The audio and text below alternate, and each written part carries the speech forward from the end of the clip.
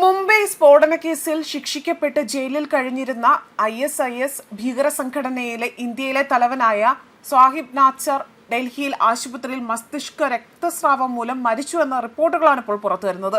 തിഹാർ ജയിലിൽ കസ്റ്റഡിയിൽ ആരോഗ്യം വഷളായതിനെ തുടർന്ന് തീവ്രവാദ കുറ്റവാളിയെ ആശുപത്രിയിൽ പ്രവേശിപ്പിക്കുകയായിരുന്നു. പിന്നീടാണ് ഇയാൾ മരിച്ചുവെന്ന തരത്തിൽ വാർത്തകൾ പ്രചരിക്കുന്നതും. ഇതിനു പിന്നിൽ അജ്ഞാതന്റെ കരങ്ങൾ ഉണ്ടാകുമെന്ന സംശയങ്ങൾ ഉയർന്നു വന്നിരുന്നു. എന്നാൽ ജൂൺ 23 തിങ്കളാഴ്ച ഡൽഹിയിലെ ദീൻ ദയാൽ ഉപാധ്യായ ആശുപത്രിയിൽ ജയിൽ അധികൃതർ പ്രവേശിപ്പിക്കുകയായിരുന്നു. ആരോഗ്യം കൂടുതൽ വഷളായതിനെ തുടർന്നുകൊണ്ട് തന്നെയായിരുന്നു ഇയാളെ ആശുപത്രിയിലേക്ക് മാറ്റിയതും. അതുപോലെ കഴിഞ്ഞ ദിവസം മരിച്ചതായി പ്രഖ്യാപിക്കുന്നതിന് മുൻപേ തന്നെ ഏതാനും ദിവസങ്ങൾക്ക് ശേഷം അദ്ദേഹം വെന്റിലേറ്ററിന്റെ സഹായത്തോടെയായിരുന്നു ശ്വാസമെടുത്തിരുന്നതെന്നും റിപ്പോർട്ടുകളുണ്ട്. മാത്രമല്ല പോസ്റ്റ്മോർട്ടം പരിശോധനയ്ക്ക് ശേഷം മൃതദേഹം കുടുംബത്തിന് കൈമാറും. ഇന്നേ ദിവസം നാസിന്റെ അന്ത്യകർമ്മങ്ങൾ നടക്കുമെന്നും റിപ്പോർട്ടുകൾ പറയുന്നു.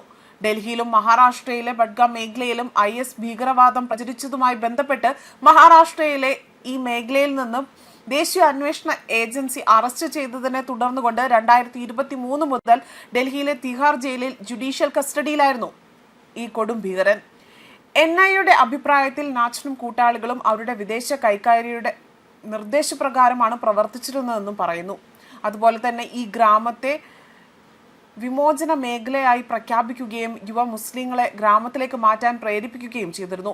കേന്ദ്ര ഏജൻസി അറസ്റ്റ് ചെയ്ത ഒരു ഗ്രൂപ്പിന്റെ നേതാവായി നാച്ചൻ സ്വയം പ്രഖ്യാപിക്കുകയും ഭീകര സംഘടനയിൽ ചേരുന്ന ആളുകൾക്ക് ബയാത്ത്, അതായത് ISന്റെ ഖലീഫയോടുള്ള കുറച്ച് പ്രതിജ്ഞ എടുക്കാൻ അല്ലെങ്കിൽ നടത്തുകയും ചെയ്തിരുന്നതായും കേന്ദ്ര ഏജൻസികൾ വ്യക്തമാക്കിയിരിക്കുന്നു. അതുപോലെ നിരോധന സ്റ്റുഡൻസ് ഇസ്ലാമിക് മൂവ്മെന്റ് ഓഫ് ഇന്ത്യയുടെ ഭാരവാഹിയായി കൂടി നാസർ 2002, 2003 ഈ കാലഘട്ടങ്ങളിൽ മുംബൈ സ്ഫോടനങ്ങളിൽ പങ്കുണ്ട് എന്ന് കണ്ടെത്തുകയും അതിനുള്ളിൽ ജയിൽ ശിക്ഷ അനുഭവിച്ചു വരികയുമായിരുന്നു ചെയ്തത്. അതുപോലെ നേരത്തെ 2022-23 മുംബൈ സ്ഫോടന കേസിൽ ശിക്ഷിക്കപ്പെട്ട നാച്ചനെ പിന്നീട് ISI പ്രവർത്തനങ്ങളെ തുടർന്ന് NIA അറസ്റ്റ് ചെയ്യുകയായിരുന്നു.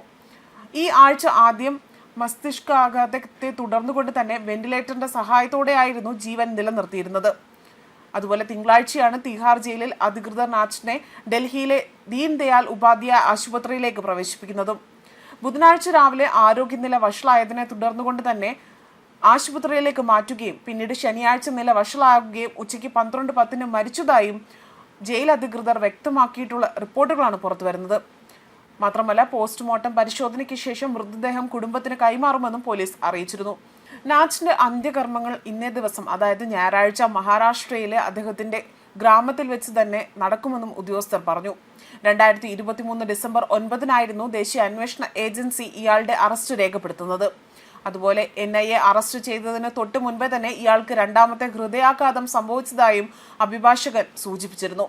നേരത്തെയും 2 തവണ ഇയാൾക്ക് മസ്തിഷ്കാഘാതം ഉണ്ടായിരുന്നതായും റിപ്പോർട്ടുകളുണ്ട്. ന്യൂസ് ഡെസ്ക് കർമ്മ ന്യൂസ്.